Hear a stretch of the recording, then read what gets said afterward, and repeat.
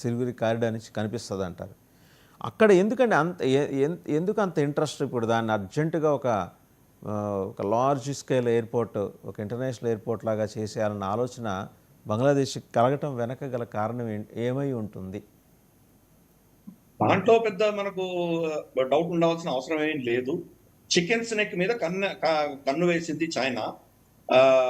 నేపాల్లో కూడా వాళ్ళు మదేశీ ప్రాంతం అంటే ఈ చికెన్ స్నెక్ దగ్గరగా ఉన్నటువంటి ప్రాంతం దాకా వాళ్ళ belt and road initiative project ఆధారంగా అక్కడ mount Everest, lower mount Everest నుంచి ఒక రోడ్ వేసి లాసా నుంచి కాఠ్మండు దాకా వేసి కాఠ్మండు నుంచి ఈ మదేశీ ప్రాంతానికి తీసుకొచ్చే ప్రయత్నం వాళ్ళు చేస్తున్నారు.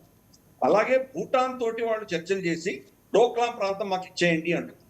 డోక్లాం ప్రాంతం ఇస్తే గనక మిగతా దగ్గర వాళ్ళు కొన్ని క్లెయిమ్స్ ఉన్నాయి. చైనా కొన్ని ఏరియాస్ కబ్జా చేసుకుంది, తర్వాత కొన్ని ఏరియాస్ మీద వాళ్ళ క్లెయిమ్స్ ఉన్నాయి. అవన్నీ కూడా మీకు ఇచ్చేస్తాము, డోక్లాం మాకు ఇచ్చేయండి అని అడుగుతున్నారు. డోక్లాం ఎందుకు కావాలంటే డోక్లాం ఎలివేటెడ్ ప్లాటో, కొండ ప్రాంతం. అక్కడ కనుక వీళ్ళు తిష్ట వేసి అక్కడ గన్నులు పెట్టారంటే స్ట్రైట్ గా కింద సిలిగురి కారిడార్ ని టార్గెట్ చేయొచ్చు. అలాగే బంగ్లాదేశ్, ఉత్తర బంగ్లాదేశ్ లో దీన్ని యాక్టివేట్ చేస్తున్నారు. సో ఈ మూడు ప్రాంతాల్లో కూడాను మనకు భూటాను, నేపాల్, బంగ్లాదేశ్ మూడిట్లోనూ కాపు కాసి ఈశాన్య రాష్ట్రాలను కట్ చేయాలి అని చైనా యొక్క సీరియస్ దీర్ఘకాలీనమైనటువంటి ప్లాన్. ఆల్రెడీ సోషల్ మీడియాలో వాళ్ళు చాలా నారేటివ్స్ పంప్ చేస్తున్నారు.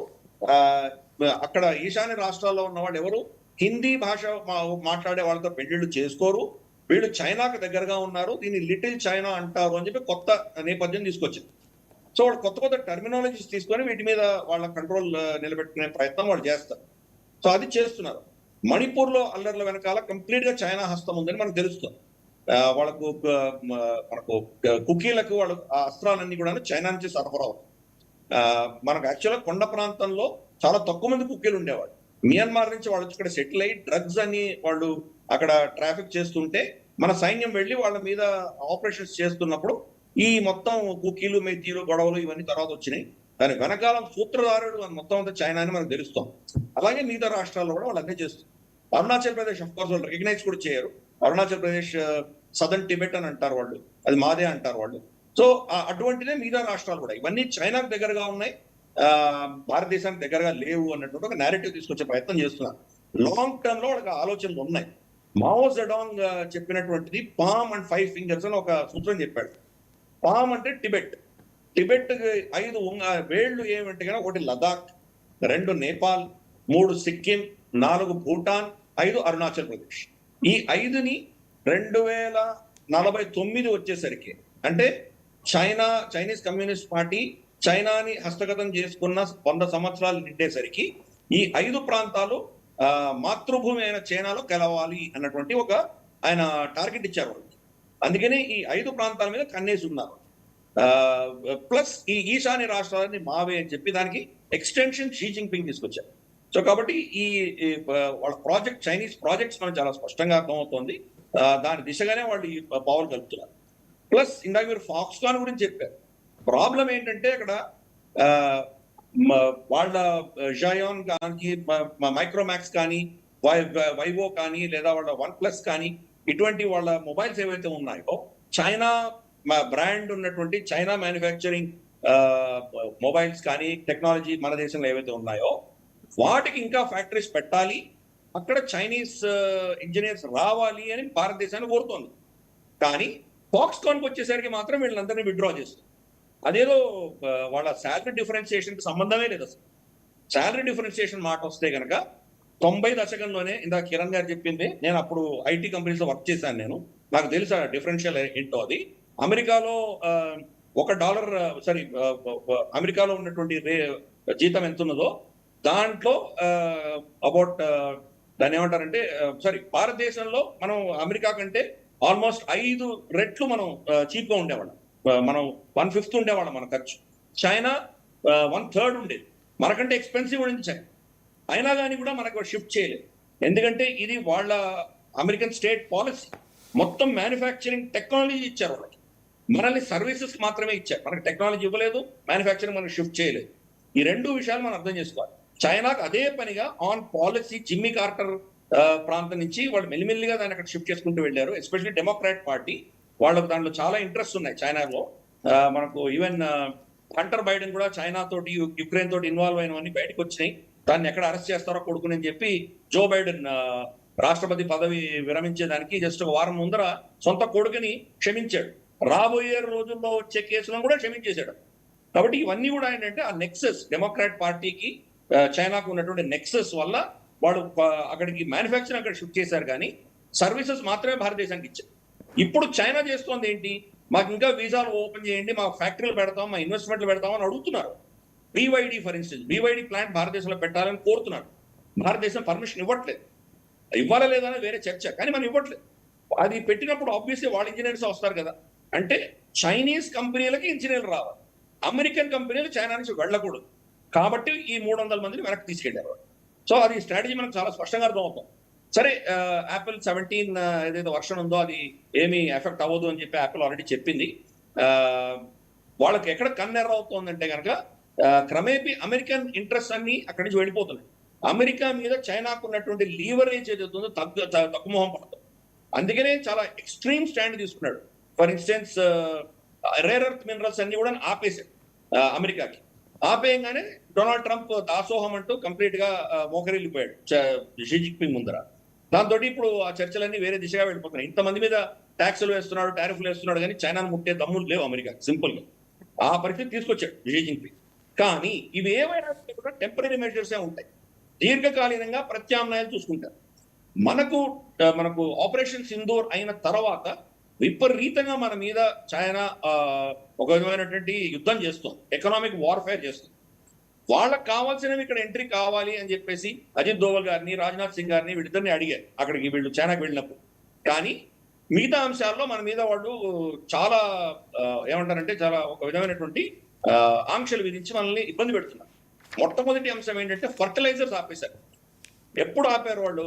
మనకు వరి నాట్లు వేసే సమయంలో మనకి ఇప్పుడు అవసరం ఎప్పుడైతే ఉందో, మనకు ఈ ఫర్టిలైజర్స్ అవసరం ఉందో అప్పుడు ఆపేశారు.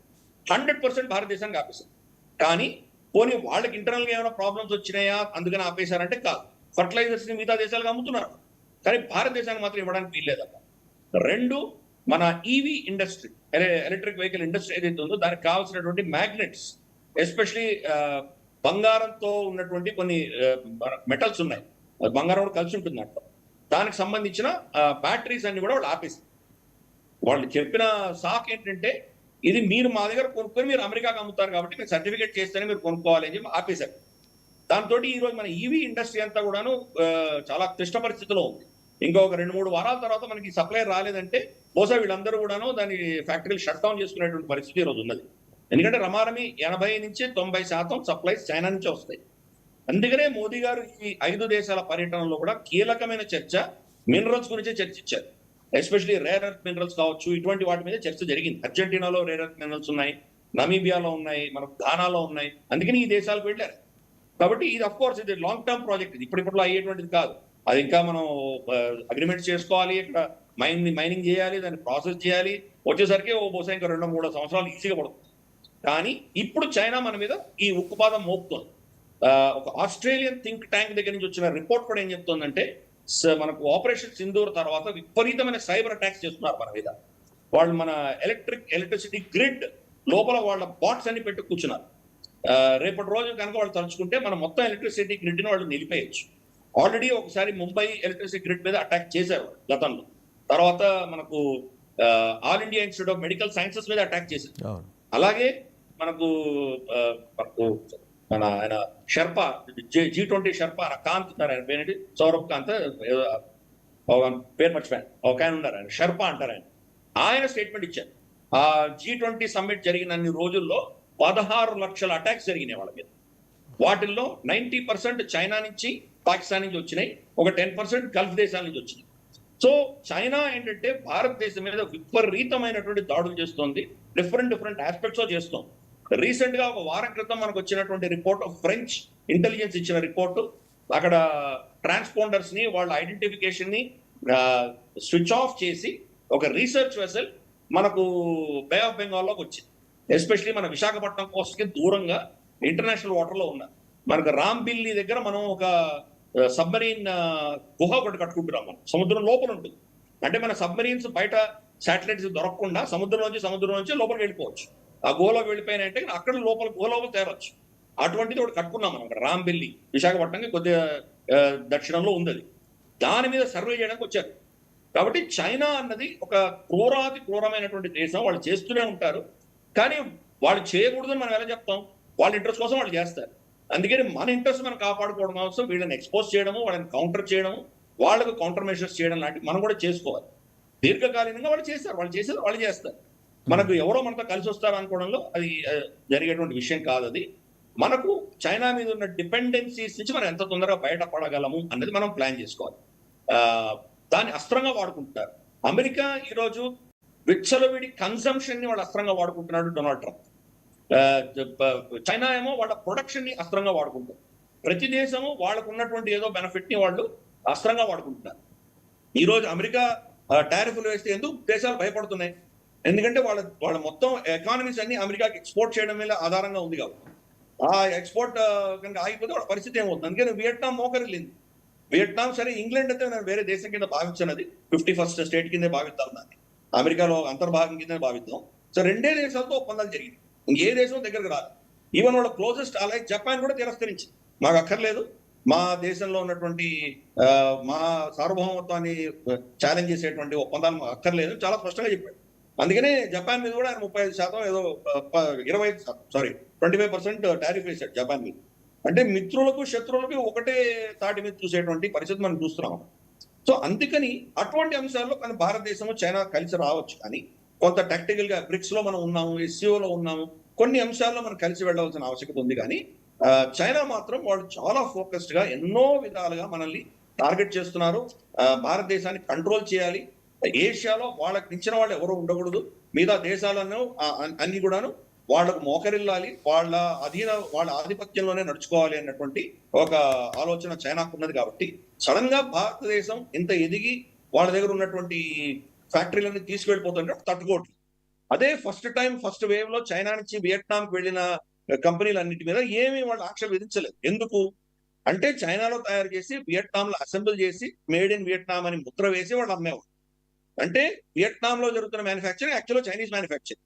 కానీ భారతదేశం దానికి ససేమిరా ఉంటుంది. మాకు మీ చైనా నుంచి కాంపనెంట్స్ తెచ్చి ఇక్కడ మేము అసెంబ్లీ చేస్తామంటే ఒప్పుకో. కనీసం అంటే 60-70% భారతదేశంలో తయారు చేయాలని రెస్ట్రిక్షన్స్ పెడుతుంది. అఫ్ కోర్స్ కంప్లీట్ గా ఓవర్ నైట్ మనం చైనా నుంచి మనం ఆపేయలేదు. కొన్ని క్రిటికల్ కాంపనెంట్స్ చైనా నుంచి ఇప్పుడు కూడా వస్తున్నాయి, యాపిల్ కూడా. కానీ బట్ లాంగ్ టర్మ్ లో మనం దాన్ని క్రమేపీ భారతదేశంలోనే షిఫ్ట్ చేసే ప్రయత్నం చేస్తున్నాం. అది వాళ్ళకి థ్రెట్. భారతదేశం థ్రెట్ కానీ కంబోడియా, లావోస్, వియట్నాం, ఫిలిప్పైన్స్ ఇవేవి వాళ్ళకి థ్రెట్ కాదు. ఎందుకంటే అక్కడి నుంచి జస్ట్ చైనానే వాళ్ళ ఆ దేశంలో మ్యానుఫ్యాక్చర్ చేసి పంపిస్తుంది. అందుకని